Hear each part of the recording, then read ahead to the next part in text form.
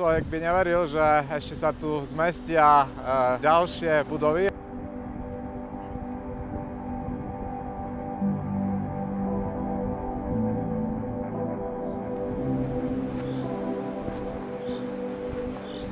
Ako máte možnosť vidieť, prešli sme rozbúrenými 3 vodami.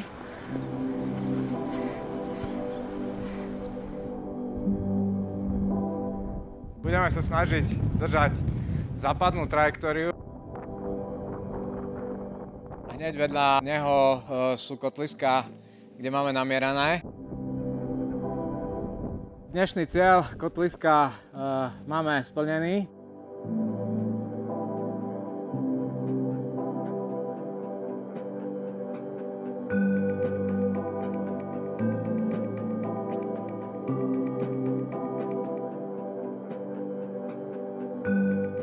Priatelia, kamaráti, milovníci turistiky, vítajte opäť na našom YouTube kanáli.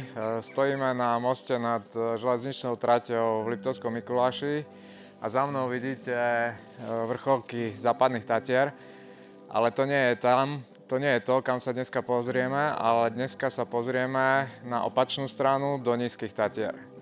Putovanie začneme v Jasnej pod Chopkom, kde prejdeme okolo najväčšieho plesa v Nízkych Tatrách, Vrbického plesa. Následne ide Mikulášska chata. Postupne sa vnoríme do lesa a prejdeme cez sútok 3 potôčikov, originálne nazvanom 3 vody. A prudkým traverzom sa dostaneme až na hlavný hrebeň Nízkych Tatier, na sedlo Poľany. Sedlo Poľany sa nachádza na červenej turistickej značke na ceste hrdinov SMP a odtiaľ sa poberieme na západ, najprv cez samotnú Poľanu, následne Krížske sedlo a cieľom nášho dnešného putovania je vrchol, ktorý sa nazýva Kotliska.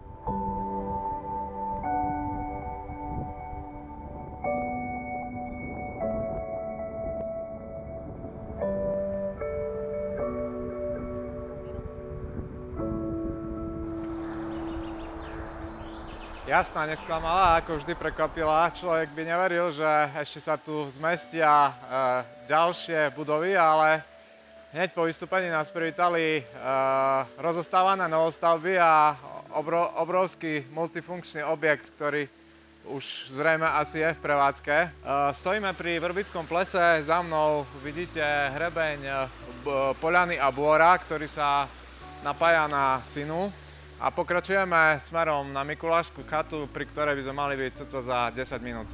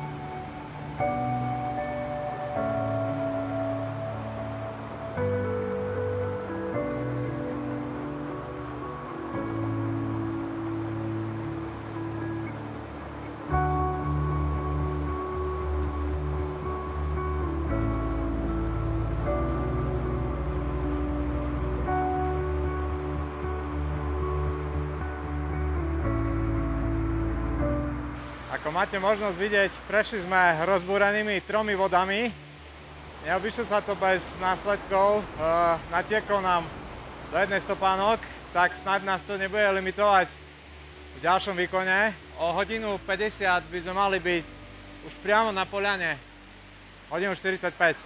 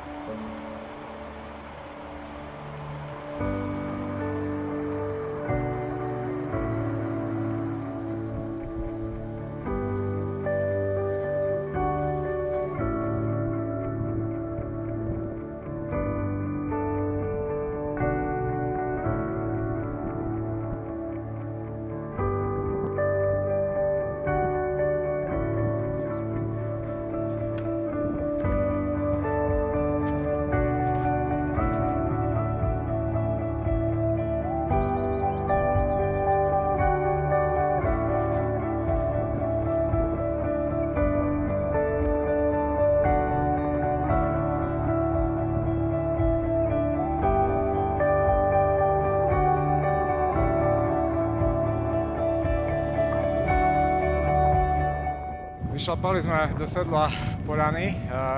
Budeme sa snažiť držať západnú trajektóriu a pokračujeme na samotnú poľanu. Za mnou vidíte hrebeň, teda vidíte krásne dereše aj s chopkom.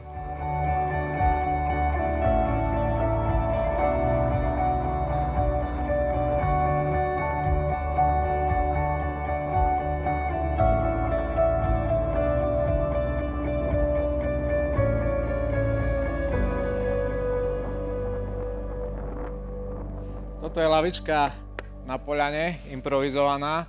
Za mnou vidíte hrebeň skalky, alebo masív skalky. A hneď vedľa neho sú kotliská, kde máme namierané. Ak bude šťastie stáť pri nás, čo pevne dúfam, tak buď cestou, alebo niekde tam stretneme stádo kamzikov. A keby aj nie, tak každopádne si tam dáme nejakú poživeň, dačo pofotíme a to istou cestou sa vraciame späť.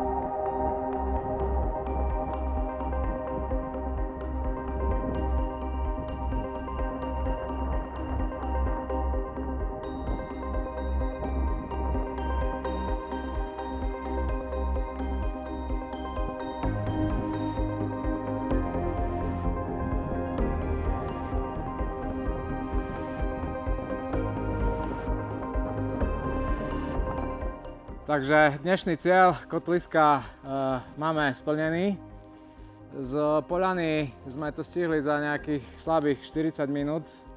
Išli sme troška rýchlejšie, ako sme pôvodne mali ísť. Žiaľ, kopytníky sme nestretli. Asi majú niečo dôležitejšie na práci, čo je pochopiteľné teraz na jar. Takže ideme hore nájsť nejaké priateľné závetrie a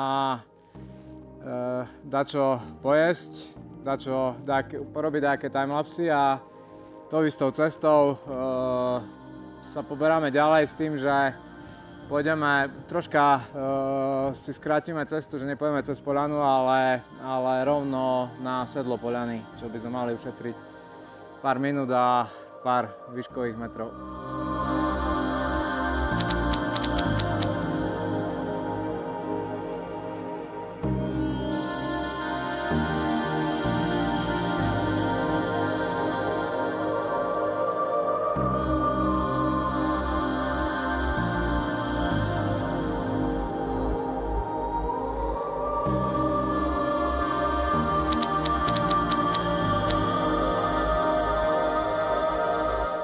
Ešte jeden extra bonus tip sme vám chceli dať, keď už budete na kotliskách a budete mať trocha času, tak nezabudnite sa ísť pozrieť ešte hore na skalku, ktorá je asi o 60-70 metrov vyššia ako samotné kotliská.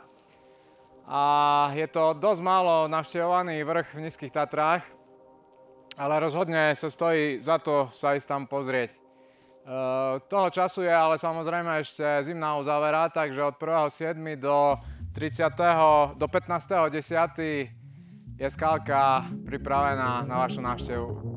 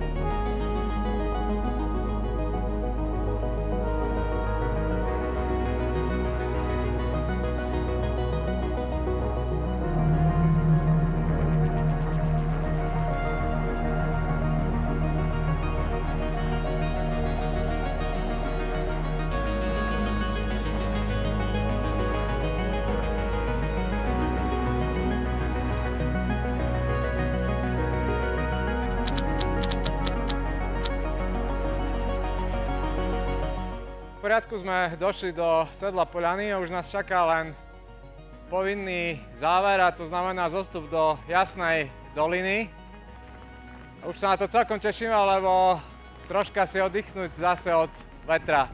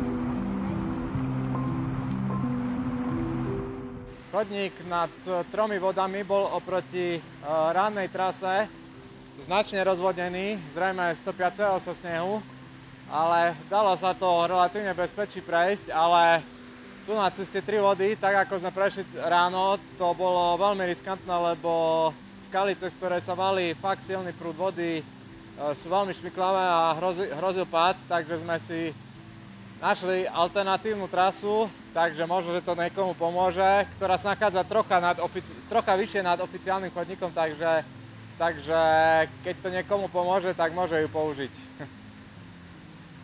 A medzi tým začali padať aj krupy. Videli sme už od sedla Poľany, že nad Breznom prší, tak zrejme to prišlo už aj tu, aj keď podľa predpovede počasia malo byť polooblačno a stabilné počasie, ale človek si nevyberá.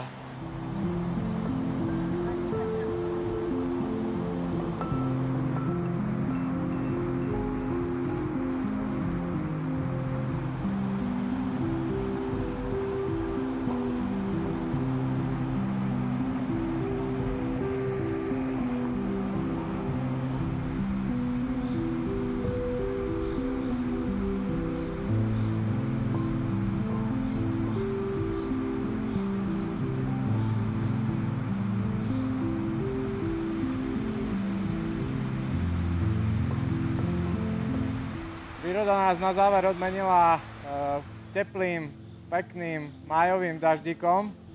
Takže čo viac si môžeme želať. Bol to dneska opäť jeden nádherný deň v Nízkych Tatrách. Stretli sme v podstate len 4 ľudí. Tie kotliská, na moje prekvapenie, v takýto čas vôbec nie sú navštevované, aj keď sa ľudia môžu vyviezť hore lanovkou na Chopok a cez Dereše sú tam za 2-3 hoďky. Nevadí, užili sme si náramne, aj boli perfektné výhľady, akurát sme nestretli tie kamziky, ale na budúce ich možno, že stretneme.